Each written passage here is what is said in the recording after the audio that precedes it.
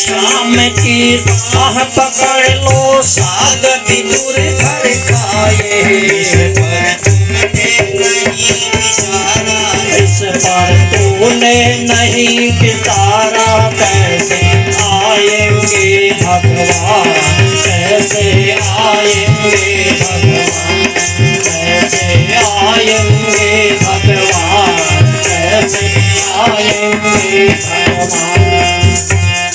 हृदय तुम्हारा पिघल न पाया जब देखा दुखियारा। हृदय तुम्हारा पिघल न पाया जब देखा दुखियारा। हृदय तुम्हारा पिघल न पाया जब देखा दुखियारा। हृदय तुम्हारा पिघल न पाया जब देखा दुखियारा। किसी पंथ भूले ने तुमसे पाया नहीं सहारा। किसी पंथ भूले ने तुमसे पाया नहीं सहारा। सुखी है सुखी हो करुणा की धारा। सुखी है करुणा की धारा। सुखी है करुणा की धारा। कैसे आएंगे भगवान, कैसे आएंगे भगवान, कैसे आएंगे भगवान, कैसे आएंगे भगवान।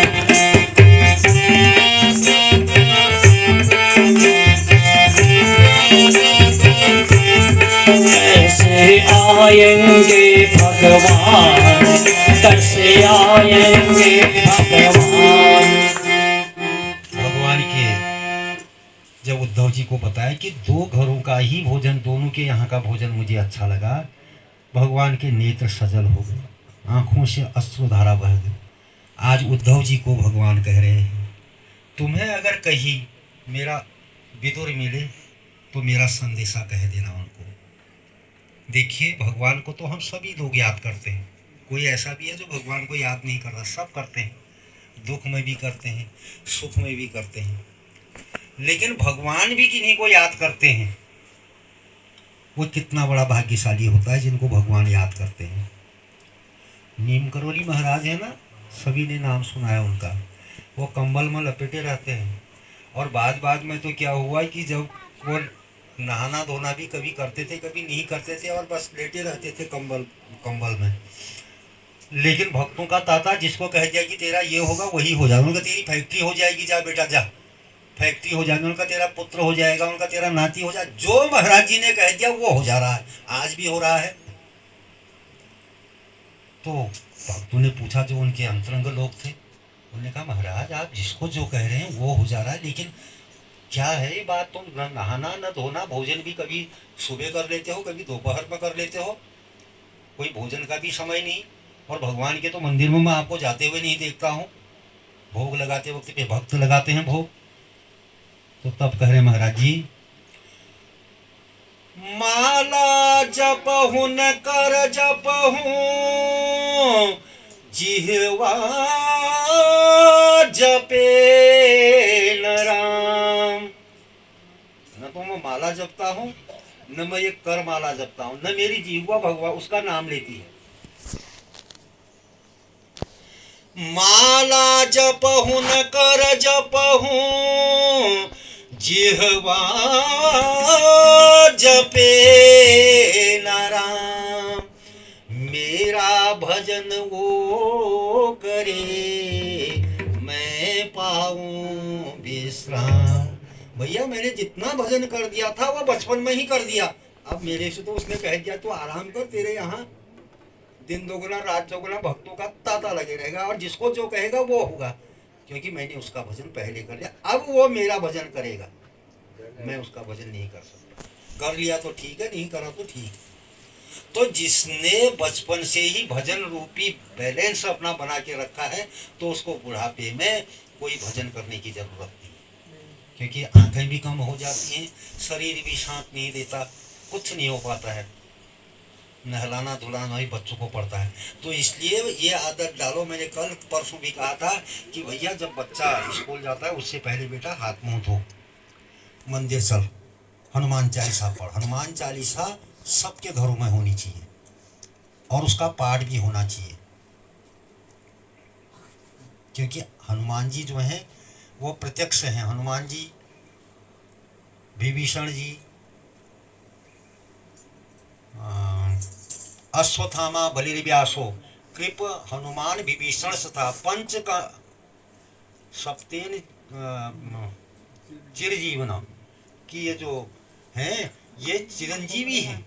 हनुमान जी भी बिल्कुल यहाँ हैं, दिखाई नहीं देते क्योंकि हमारी नजर ही नहीं उनको देखने लायक। तो हनुमान चालीसा का पाठ तो होना ही चाहिए, बिल्कुल होना चाहिए। और हनुमान जी के प्रति श्रद्धा भी होनी चाहिए। जिस भाव से मैंने अमरूद वाला बताया था ना, पोता तो हो गया लेकिन सिर पोते का अमरूद की तरह पिलपिला हो गया, बहुत बड़ा हो गया, वो यूं यूं यूं यूं करता है। गया वहाँ, उन्होंने कहा यार महाराज हनुमान जी ये पोता क्या हो गया? उनका जैसा तेरा अमरूद वैसा तेरा पोता। एक भक्त थे, तो दान भी करना चाहिए। मंगलवार को हनुमान जी का यहाँ तो नहीं है, नहीं तो सिंदूर चढ़ाना चाहिए। और महिलाएं लोग क्या करती हैं, वो सिंदूर जब पुजारी जी चढ़ा देते हैं तो सिंदूर वापस लाके रोज अपनी मांग भरते हैं उस सिंदूर से, पति की उम्र बढ़ती है। ये जो आजकल एक व्रत चला है, अगर हनुमान जी की पूजा करके वो सिंदूर भर ले तो उसी से उम्र बढ़ जाएगी। आजकल एक वो जिसमें चंद्रमा को देखते हैं, ये व्रत, हाँ, ये व्रत तो हमारे यहाँ है ही नहीं। है एक व्रत पति की उम्र के लिए, एक व्रत है, वो है वट सावित्री का। लेकिन ये कड़वा चौथ तो मैंने अभी 2-3 साल से ही सुन रहा हूँ मैं। तो हनुमान जी का सिंदूर जो है वो लगाएं, और हनुमान जी के मंदिर तो जाना ही चाहिए, क्योंकि हमारा धर्म है, ये हमारे सनातन धर्म है मंदिर में जाने का। कि मंदिर में जाके हमारी फैक्ट्री चल जाए, हमारी गाड़ी घोड़ा कार बंगला जुड़ जाए, ये नहीं, बिना कोई उसके ही जाना चाहिए। क्योंकि मांगना तो भगवान से क्या मांगेंगे हम, भगवान ने तो हमको सब कुछ दे ही रखा है, फिर हम उनके पास मांगने जा रहे हैं। और मांगने से आत्मबल भी कम हो जाता है, कभी भी किसी से नहीं मांगना चाहिए। रही मन वे नर मर चुके, जो कछु मांगन जाए, उनसे पहले वो मुए, जिन मुख छूटत नाय। तो भैया मांगो भगवान से भी नहीं, वो अपने आप ही देंगे, सब व्यवस्था करेंगे। जिसको भेजा है, तो जब दांत नहीं थे तब दूध की व्यवस्था कर दी, बेटा बाद में होता है लेकिन माँ के मुंह में पहले दूध आ जाता है। तो जब सारी व्यवस्था वो कर रहे हैं तो हमको क्यों मांगना हो रहा है? तो विदुर जी का ध्यान स्वयं भगवान कर रहे हैं। उद्धव जी ने उनको मैत्रेय मुनि के पास भेजा। विदुर जी को, हरिद्वार में रहते हैं मैत्रेय मुनि। मैत्रेय मुनि से विदुर जी का मिलन हुआ। और वहाँ देखिए, जब संत लोग विद्वान लोग मिलते हैं तो वहाँ ये दुनियादारी की बातें नहीं होती हैं, वहाँ होती हैं भगवान की चर्चा। उनको प्रभु ये बताइए, भगवान के तो दोनों बेटे हैं, देवता भी दैत्य भी। देवता भी कश्यप की संतान है और दैत्य भी। तो भगवान देवताओं को बचाने के लिए आते हैं और दैत्यों को मारने के लिए क्यों आते हैं? भाई सब देवता अच्छे ही थोड़ी हैं, इनमें भी तो कोई अवगुण होंगे ही। मैत्रेय जी कहते हैं कोई किसी को नहीं मारता, भगवान किसी को नहीं मारते और न भगवान किसी को बचाते हैं। बहुत से लोग कहते हैं ना, हमने तो ये काम किया था फिर भी हम